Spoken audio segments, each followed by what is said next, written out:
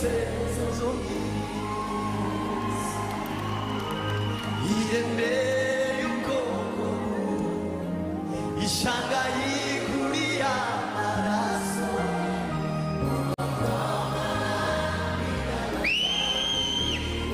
a kidogo to volume. Is that better? Yeah. Stephen Leto, can see you. Nisana.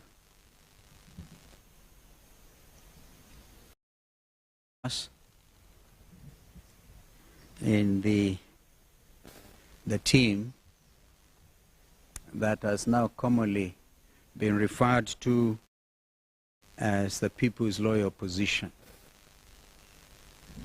So my colleagues are fully behind this statement.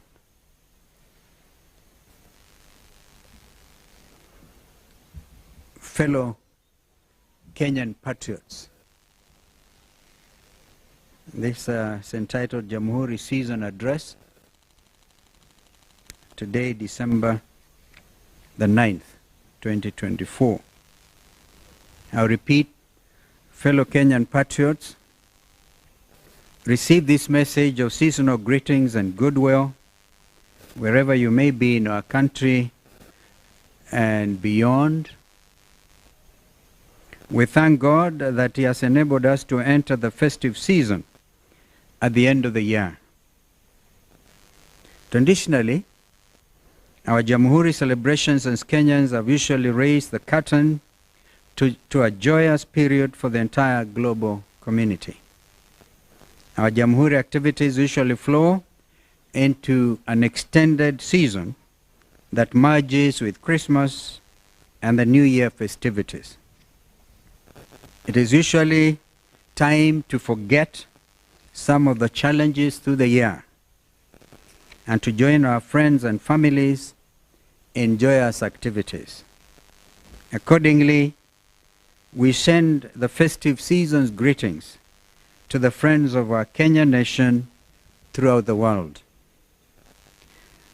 And at this juncture, congratulate the people of Ghana for a tremendous show of democratic achievement. For President Mahama and the team, we congratulate you and we wish you well together with the great people of Ghana. Nonetheless, we remain conscious of the hard times facing a majority of Kenyans, both as individuals and families this year. It has been a very difficult season, marked by huge unemployment, heavy taxation, confusion in healthcare, lack of direction in education because of the unclear direction in the rush implementation of the CBC education, oppressive university education funding, insecurity, impunity, state opulence, and a rigid government that does not listen to anybody. Still, let us not give up on the joy that has traditionally come with the Jamhuri and Christmas season. It is remarkable that this season is also marked by the International Anti-Corruption Day, which is marked today, the 9th December, and the International Human Rights Day, which will be celebrated everywhere in the world tomorrow on December the 10th. Then there is also the climax of the 16 days of activism against gender-based violence, which has gone on for slightly over 2 weeks now. Put together with Jamhuri Day on Thursday this week, this is a truly significant season.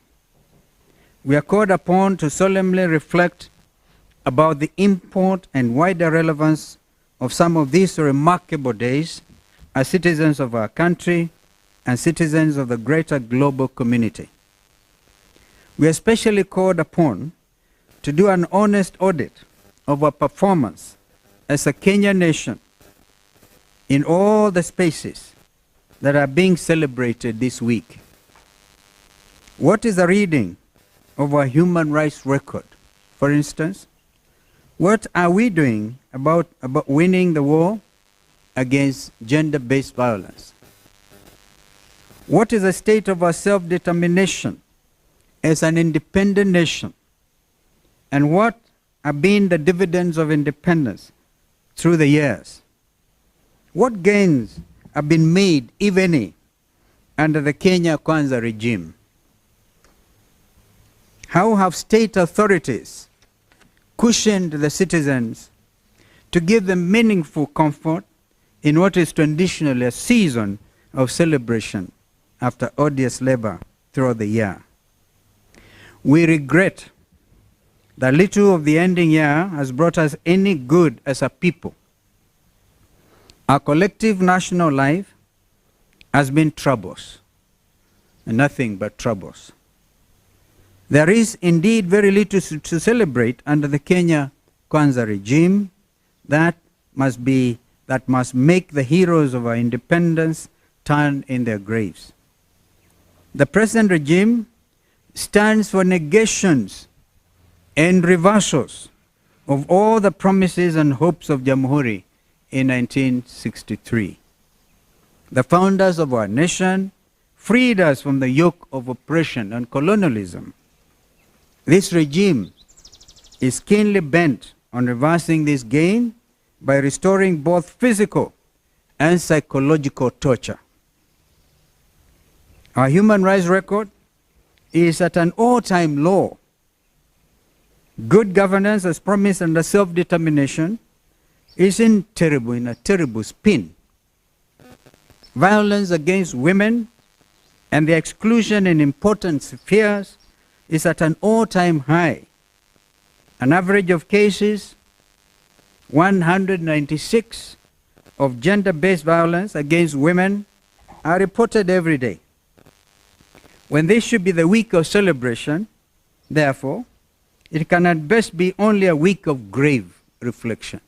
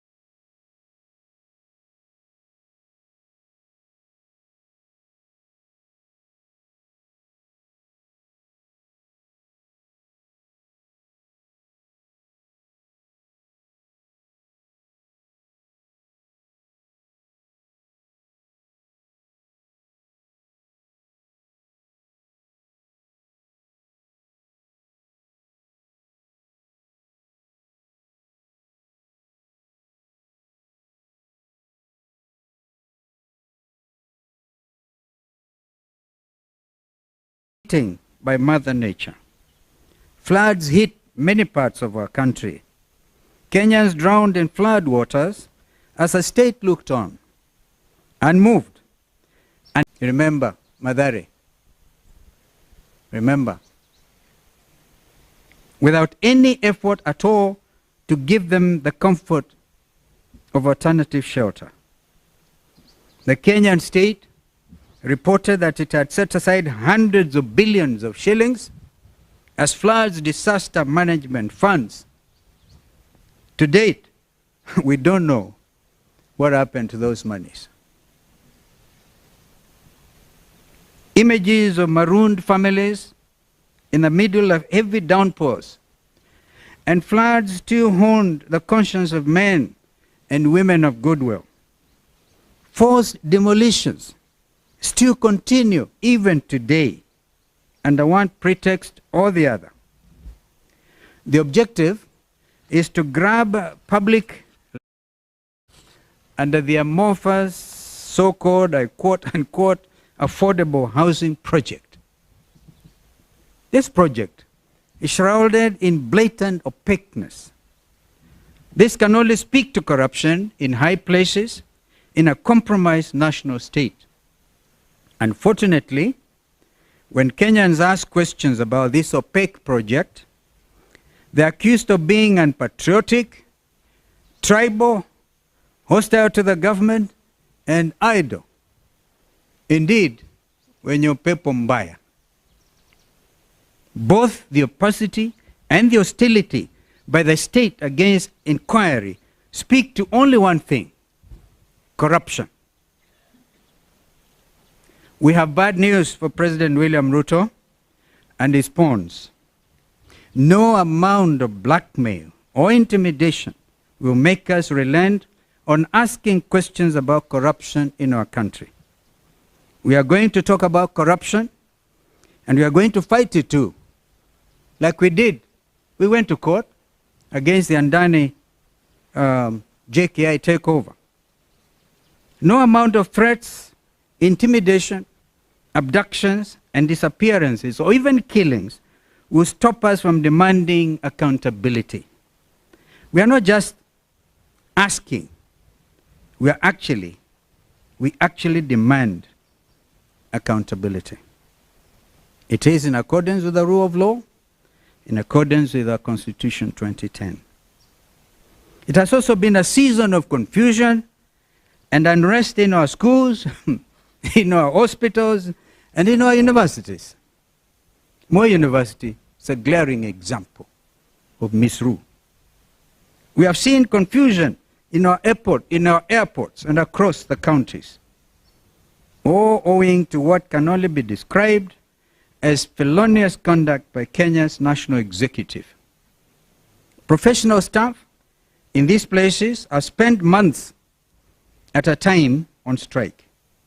The government has failed to honor legitimate collective bargaining agreements with teachers, with university lecturers, with doctors and other health workers, as well as with university staff. Other Kenyans have gone on strike out of fear of loss of jobs and livelihoods due to reckless decisions and actions by a short-sighted and uncaring government that entered into such shameful deals as the obscure Adani tenders. There are such fears in the Airports Authority and among members of the now defunct National Health Insurance Fund, NHIF. Meanwhile, the Social Health Authority, SHA, that replaced NHIF, is in a state of thorough confusion. Kenyans are dying every day for want of health care because of the confusion in SHA. Was this SHA intended in the first place as a scam? Almost as if it has been in the grip of some mysterious forces from the spiritual world, Kenya Kwanza is visiting untold atrocities upon its citizens. This has been the season of abduction, disappearance, torture, and killing of Kenyan youth. In all this, the government has feigned ignorance. The year we are about to end will be recorded for the battering in the streets and for the killing of our Gen Z youth. Their only sin was that they came out to exercise democratic self-expression and to stage peaceful protests against an untrustworthy regime that has gone rogue. And how did the regime act? They did a parallel of goons to turn otherwise peaceful, legitimate protests upside down. Our youth protested against oppressive tax policies and against bad financial laws and practices. They demonstrated against shameless displays of opulence and of corruption in high places in government. For this, they were battered, their heads were violently opened in the streets. Those pictures outside the National Assembly are still fresh in the minds of Kenyan parents. Their lives were taken away in the prime of youth. They were shoved into gunny bags and thrown into dump sites like bad rubbish. What government does this anywhere in the world in the 21st century? I recall when we had to go and join the people of Embakasi South and witness that terrible, terrible sight. If it was a responsible government, by now they would have sent the Army, National Youth Service to clean up that mess. But do they care? This regime is determined to reverse the democratic gains that Kenyans have made over the years. It has captured the legislature and reduced it to a cheap rubber stamp for the executive. And today, it is busy stalking the judiciary with the same intents.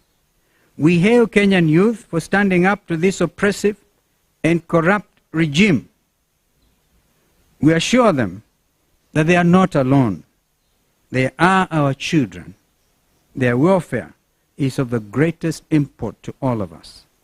We shall not look on as their future is stolen from them by an uncaring regime.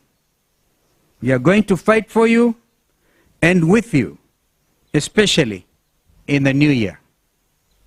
To that extent, we will give direction not too long from now. Prepare for the start of what I call the final liberation of our country. We are sending a warning to the abductors and to the killing squads. The writing is on the wall. Your days are truly numbered. We intend, including court advisory, to send our officers to Haiti. This kind of impunity is hugely reprehensible. We cannot allow our country to become a rogue state, international scene. We are closely looking into the matter of deployment to Haiti and will address it more comprehensively in the new year. Closely related to this is the fact that under Kenya Kwanza, our country is now gaining the dubious distinction and outrage of abducting foreign nationals on our soil and deporting them leaves the stage. Fellow Kenyans, these are only a few many concerns in our country today.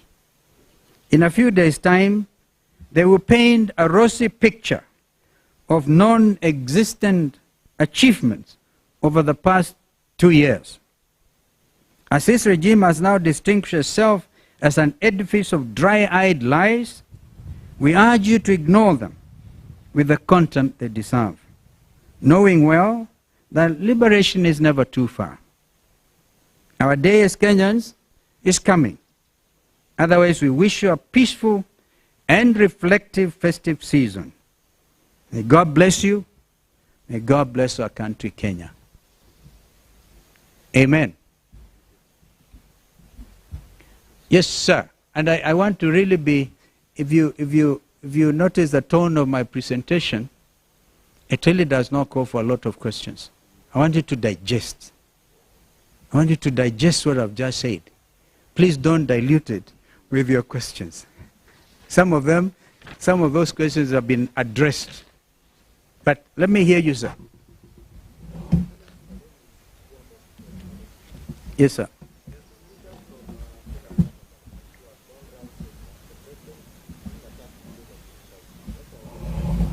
That's what I'm saying. For example, oh, hi. Babayao, I wish he could answer some of these questions. You know, that is defeatist. We are one nation under God. So please don't run to your tribal cocoon and give us that kind of trash. Another question, sir? Yes, Steve. Yeah. You've been very vocal on the IEBC reconstitution. Yes, sir. Today, just as the minister said, he's open to a dialogue with the other party of They have wasted a lot of time. Let them withdraw the case that is, I said it, state-sponsored through a judge in Kiambu, user-friendly. Let him remain, or let her remain nameless. But she knows what she has done, because that was a tactic in order to delay the reconstitution of the panel in the first place, and then the IEBC.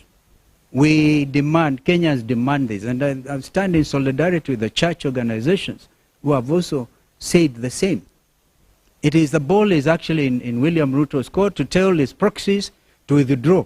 You've just mentioned one of them. Withdraw the matter in the Court of Appeal. And then we can discuss if they are still in Azimio. Yes, sir.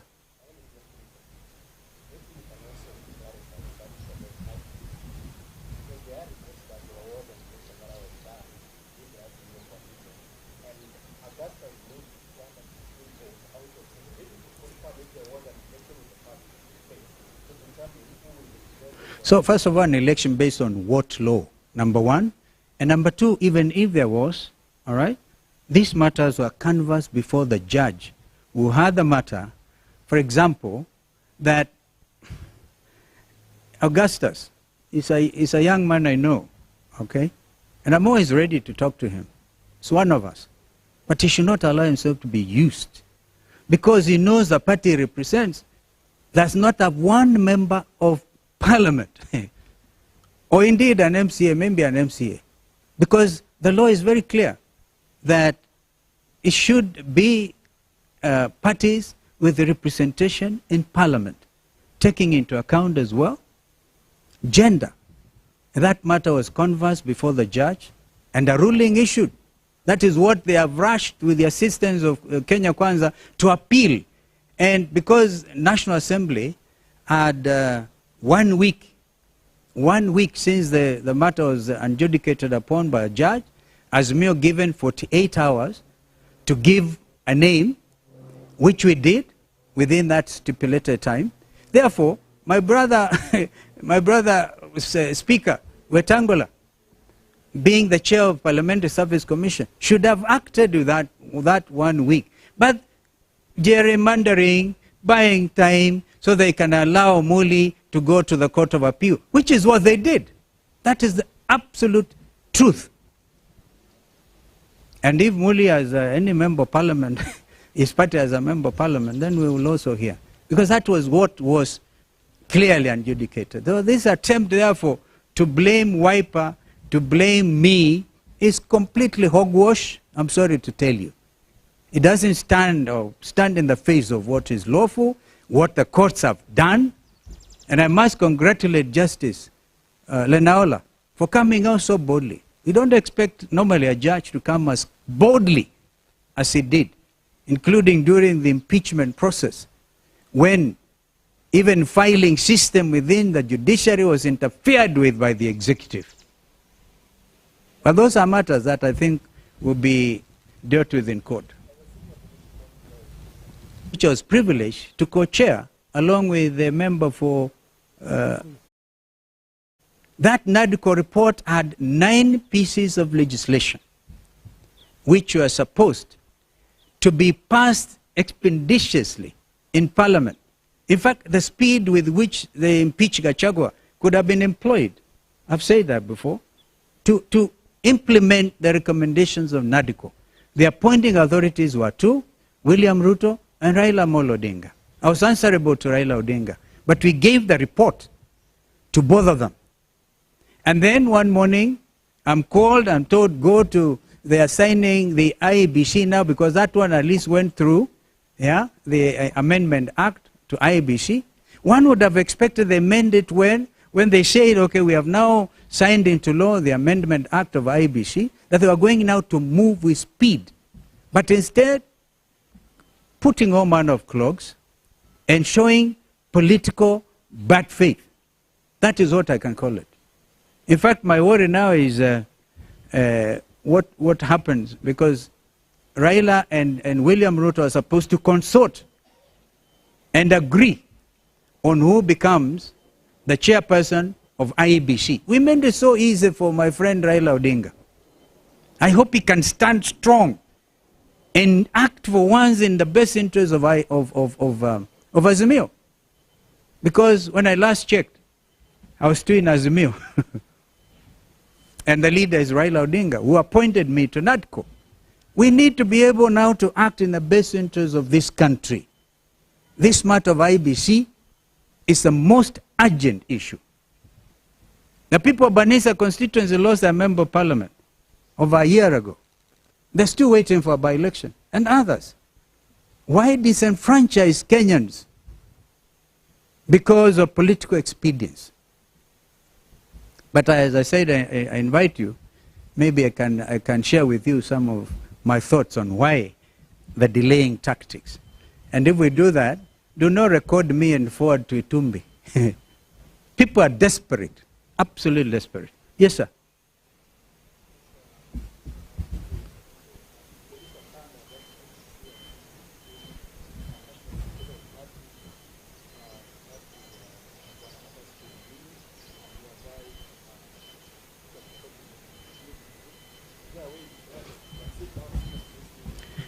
Yeah, I said Muli is one of us.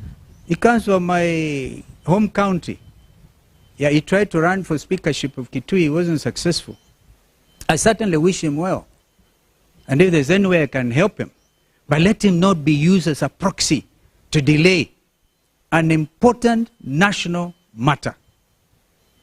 Of course, that recording by Tumbi, which is a strange thing, had to do with, because Augustine Muli went to the office of Junet Mohammed, who is, of course, the secretary.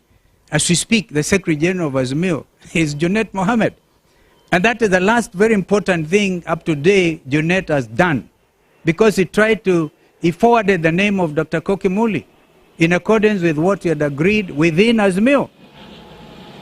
So the name of Koki Muli was agreed upon following the direction of the judge who determined the matter, and gave Azimio 48 hours to forward a name. That supersedes what you are talking about, my friend. Who was it who was asking that other question about who may have garnered what votes, whatever?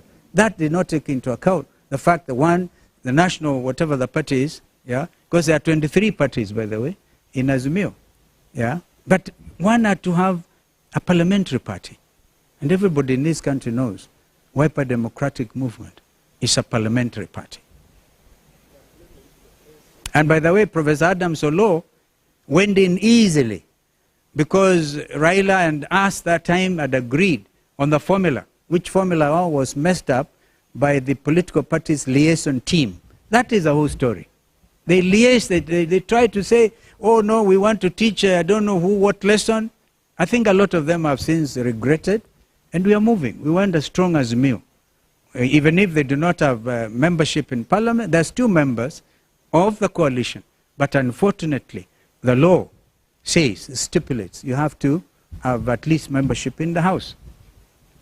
And this is the clogging. But I'm telling you, the truth of the matter is the state interfered, okay, to make sure that Koki Muli's name is not forwarded. Unfortunately, the names have to be forwarded as a team, the 9 of them. And I think my friend Weta knows the truth. Thank you. I think I've belabored that point. Nawashukuruni sana. So my friend, you can go and have a cup of tea. Asanteni sana. Mungu abariki. And surely have a wonderful festive season. Asante.